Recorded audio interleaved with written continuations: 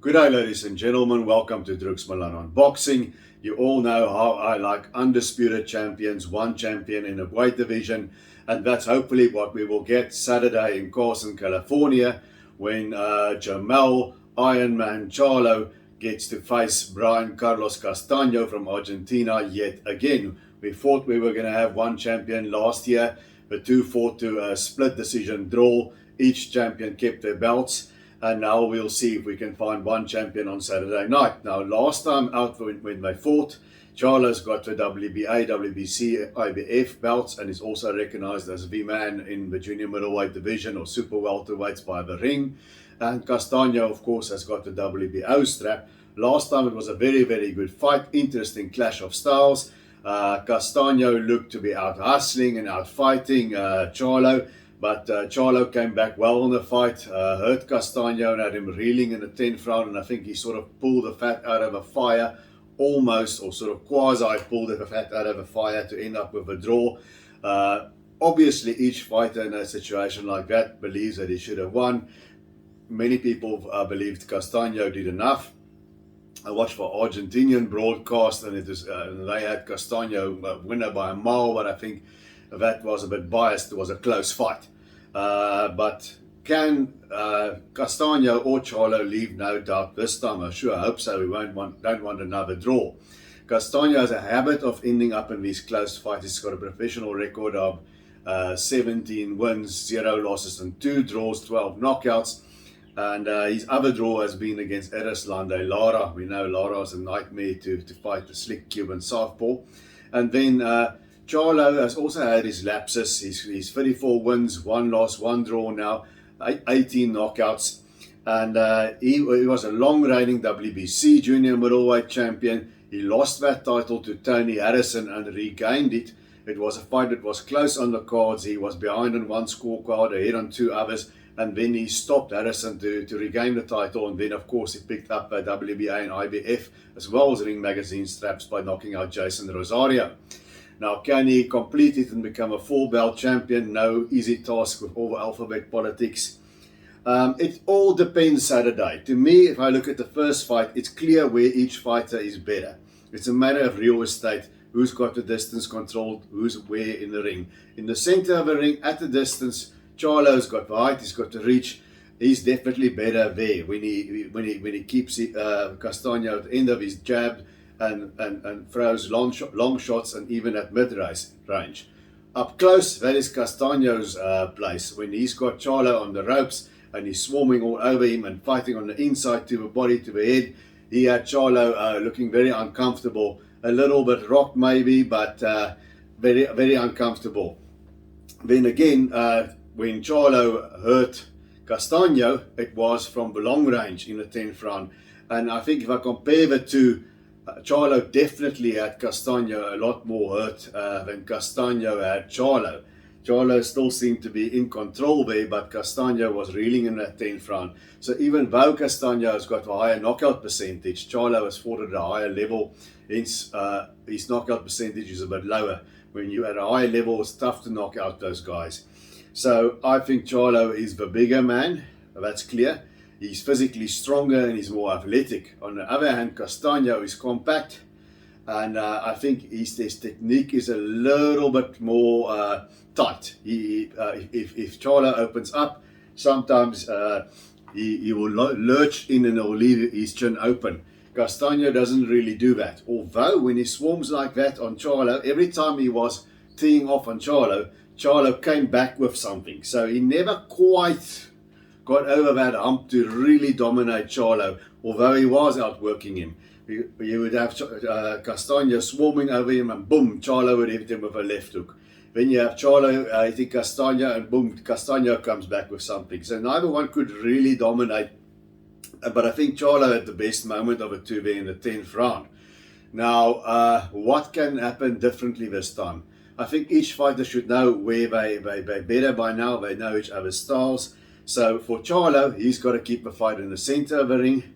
He's got to be a bit more busy. You know, Charlo's punch output, it goes in spurts and he sort of falls asleep or he gathers himself I don't like that about Charlo. So Charlo needs to be in the center of the ring. When he got up on his toes, he swung off the ropes very nicely and had Castano turning. So I think he needs to stay off the ropes. When Castano goes to the ropes, do that little turn, get away from him, and keep the fight at long range. And another thing that I think he can also do with Castano is work for body. I have a suspicion Castano doesn't like it so much in the body, but Charlo picked up on that late. Now for Castano, he's got to be either all the way out of reach of Charlo if he needs to catch his breath or take a break, go walk about on the edges of the ring, or he needs to be all the way in.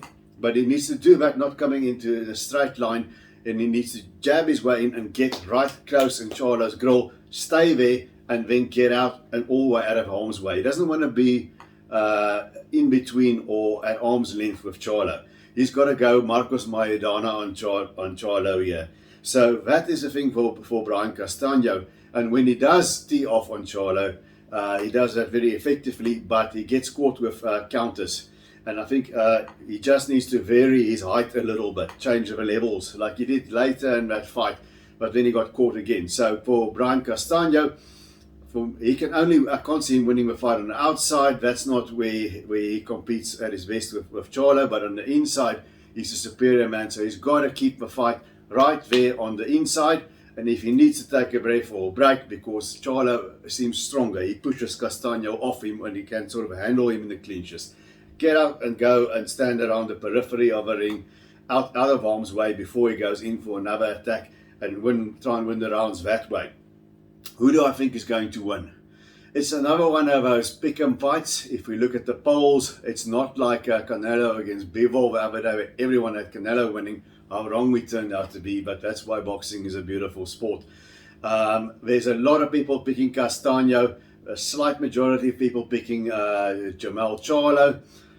For me, I think Charlo can do more things differently in this fight than Castano can do. And I think Charlo might have underestimated Castano the first time around. He might have been a bit shocked by the bravery of Castano and the toughness. I could be completely wrong. And I think if we look at Charlo's history in rematches, if you look at the Tony Harrison fight, he does win the rematch. I think in the first fight he was looking for a knockout. I think like with Tony Harrison, he was trying to let Castano walk onto something, and I think that was his plan to knock him out. And he had him there in the 10th round, he just couldn't put him away. I think Charlo just doesn't have a big enough or deep enough gas tank. You know, he shoots his wad, he throws his punches, and then he has to take a breather again to get going again. But I think Jermell, I mustn't confuse him with his twin brother, Jermell Charlo, is a stronger guy, a more athletic guy. And I think he must make a technical adjustment to keep the fight a little further away, work the body of Castano more. And I think my gut tells me, and I was horribly wrong with the Canelo Bivol fight, but so were all of us. I think Jermell Charlo, I'm leaning towards him to pull this one out there in Carson, California. He's not going to be in his hometown, but I think this time he's not going to leave any doubt. I think he will keep the fight at long range. He knows what he's dealing with this time. Castano will definitely have his moments. Charlo doesn't have the punch output round after round. He's not a volume puncher. He hasn't got enough output to keep Castano away from him all the time. But I think he's going to do what he did in the first fight a little bit better this time around. And my gut feel is he is going to hurt Castano again. He's hurt Castano quite a bit more than Castano hurt him. He's going to hurt Castano at some point, and if he approaches it in the right way, if he works the body a bit more, like I've said, if he uses his jab a bit more, there's too few of those jabs. When he does use it, it works. Then I think Castano will unravel if he keeps him there on the outside. Castano, he's got to change his levels, dip at the hips a little bit more so he doesn't get caught with the counters, move his head a little bit more, and swarm Charlo. But I think that Charlo is the stronger, more athletic guy, even though I think Castano is more solid technique wise. He's more limited in what he can do in that ring, and that's why I think Jermell Charlo is not going to leave any doubt this time, and I expect him to be competitive, close-ish but clear winner over Brian Castano this time. Let's say a 3 or 4 point fight. So I'm going for Jermell Charlo to unify all four of the sanctioning body junior middleweight titles and hang on to his ring belt.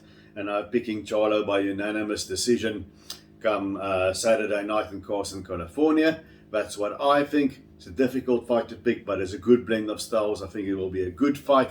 Let me know in the comment section. If you watched this far, you might as well give the video a like and give my channel a subscribe. And until we see each other again, remember to keep those hands up.